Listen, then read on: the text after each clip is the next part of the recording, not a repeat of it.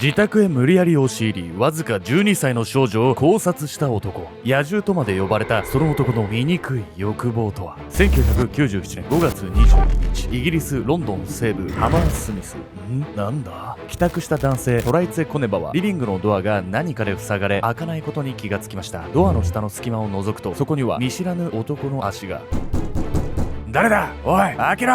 トライツは大声で怒鳴り、ドアを開けようと体当たりしますが、その間に侵入者は窓から飛び出し逃走。男は通りかかった車から運転手の女性を無理やり引きずり下ろし、車を奪って姿をくらませてしまうんです。結局追跡を断念し、自宅へ引き返したトライツェ。そして塞がれていたリビングの扉を開けた時、彼は思わず青ざめました。そこではトライツェの12歳の娘が首を紐で縛られ死んでいたんです。不審者に紐で縛られ性的暴行を加えられた12歳の少女。少女を襲った卑劣な犯行の全貌とは。生まれつきの野獣のようなこの男。女性が一人でいるのを見かけたら歯止めが効かないんです。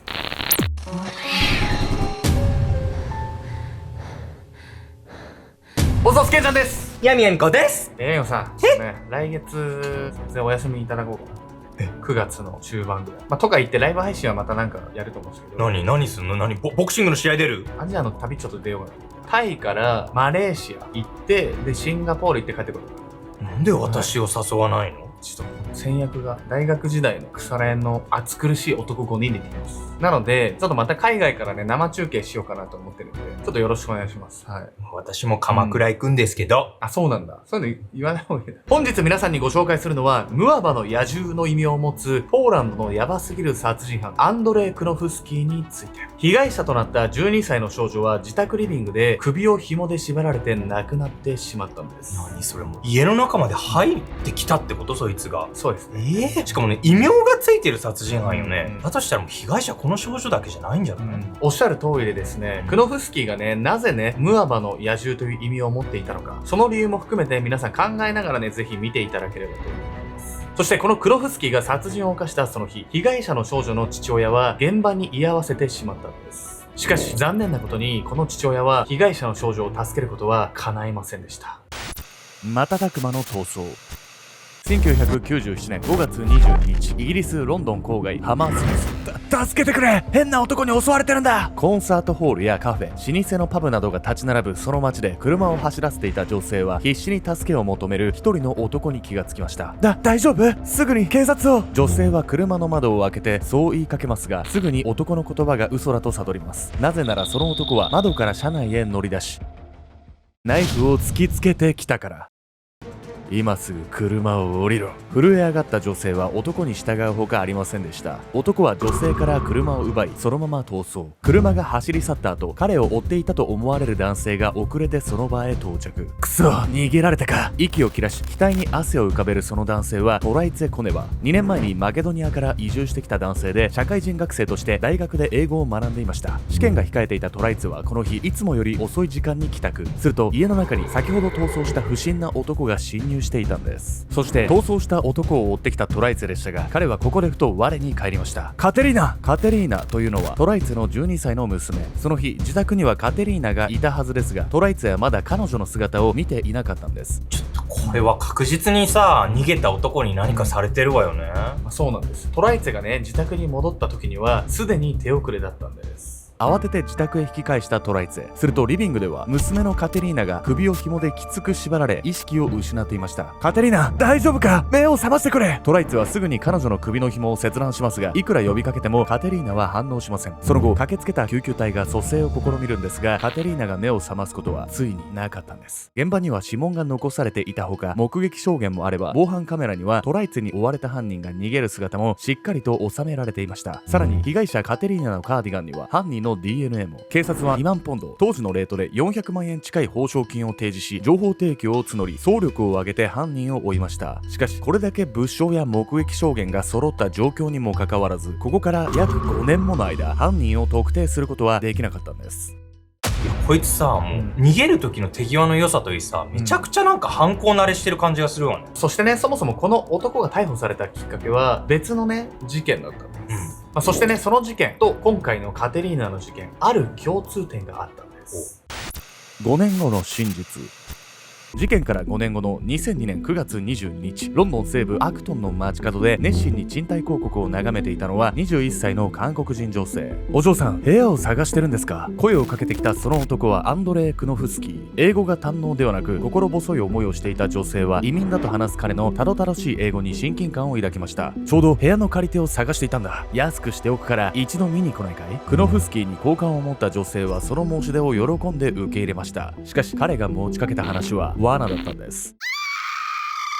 女性を部屋に招き入れた途端に豹変したクノフスキー。彼は数時間にわたり彼女をしたんです。その後、女性は必死の思いでその部屋から逃げ出し警察へ通報。クノフスキーは逮捕され懲役9年の刑を宣告されるんです。そして重要なのはクノフスキーが女性を襲った際、彼女の首を何度も締め付けていたこと。警察が未解決の事件との関連性を調査すると、5年前に首を紐で縛られて亡くなった少女カテリーナの衣服に付着していた DNA とクノフスキーの DNA が一致。そう、カテリーナを殺害したのはクノフスキー。首を絞めるのはこの男の性癖だったんです。殺人とロンドンで2件の犯行を重ねたクノフスキーのこと。警察はこれ以外にも何か事件を起こしていると踏み、さらに調査を続けるんです。するとポーランドからの移民だったこの男はなんと過去に27件も事件を起こしていたんです。病的なまでに性的暴行を繰り返したその男は犯行に及んだポーランドの町の名前からムアバの野獣と呼ばれていました。そして犯行の際、ほとんどの女性が彼に首を絞められていたんです。27件も、そうやって犯罪を犯してる時点でやばいんだけどさ、みんな首を絞められてたっていうところがなんか異常な性癖みたいなものを感じるわね。それに関してなんですけど、実は近年の研究によるとですね、いわゆる首絞めっていうね、性的指向を持つ人っていうのが増えてきてるらしいんですよ。というわけで本日のメトラーキーワード、パートナーによる首絞めについて。2019年のイギリス BBC ラジオの調査によると、40歳以下のイギリス人女性の3分の1が首を絞められるなどの乱暴な性行為を経験しているといいます。首絞めが横行している背景として指摘されているのは、過激なアダルトビデオの普及。作品上で演技として行われている行為を実践する男性が増えており、異常性癖を助長していると問題視されているんです。気持ち悪いな。アメリカの NPO 法人アライアンス・フォー・ホープ・インターナショナルの調査では、性行為中の首絞めの被害者はその後殺人の被害者となる確率が通常の8倍。首絞めは目に見える傷が残りにくい暴行のため問題とされにくく、常習化した末に殺人に発展するケースが多いんです。下手したら死んじゃうって分かってるのに、3分の1も首絞め経験してるって驚くべき数字じゃないこれ。それだけね、そういった思考の AV が増えてきてるってことなんですよ。そういうことなの？さらにクノフスキーが恐ろしいのは、27件ものね、前科を持ってたことなんですよ。そしてその犯行の内容は野獣と呼ばれるのも納得のものばかりだったんです。ムアバの野獣。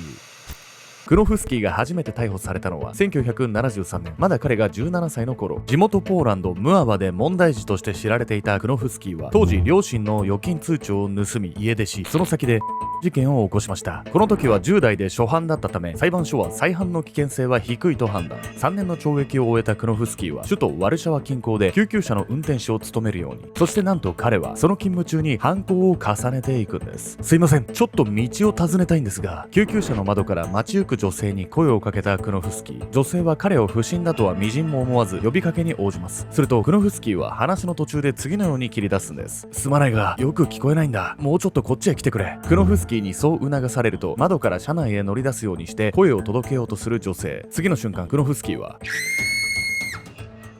窓を閉め、女性を挟んで動けなくするんです。ここからクノフスキーは身動きが取れなくなった女性を心ゆくまで凌熟。ちょっとあんま聞いたことないような犯行手口ね。救急車の運転手が犯罪者だなんて誰が予想できる？油断しちゃいますよね、これ。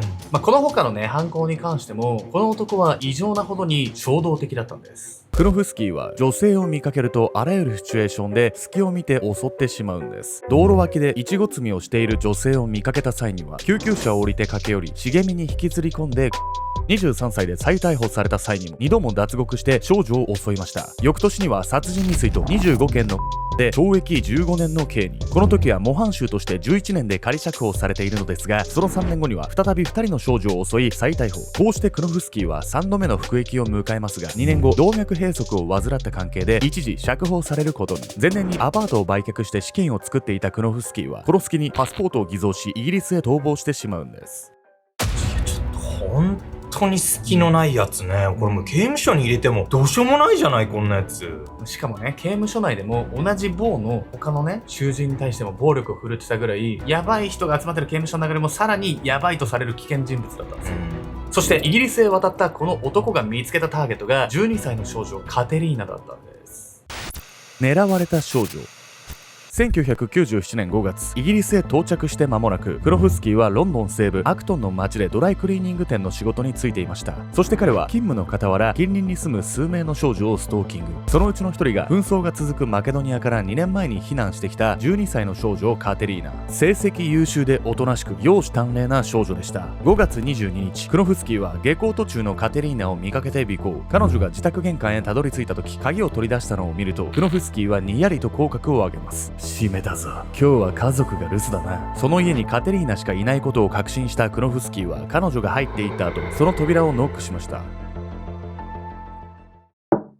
家族の誰もが出払い、静まり返った家に響いたノックの音。カテリーナは玄関を振り返ると嬉しそうに駆け出した。パパ！そう、彼女はもうじき父親のトライツェが大学から帰ってくることを知っていた。しかし、誰？玄関を開けると同時にカテリーナの表情は凍りついてしまう。そこに立っていたのは見知らぬ男、クノフスキーだった。おとなしくしろ。悪いようにはしない。クノフスキーは家の中へズカズカと上がり込み、少女カテリーナを引っ張って奥のリビングへ向かう。そしてリビングの扉に椅子でバリケードを作ったクノフスキーはその部屋にあった紐を手に取ると不敵に笑った。ちょうどいいな。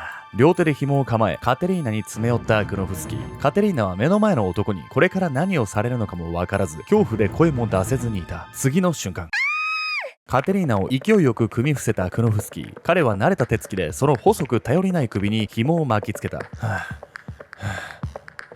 興奮に任せクノフスキーがその紐を締め上げると、カテリーナは意識を失い、その顔はみるみる青ざめていた。その時だった。誰だ？おい、開けろ！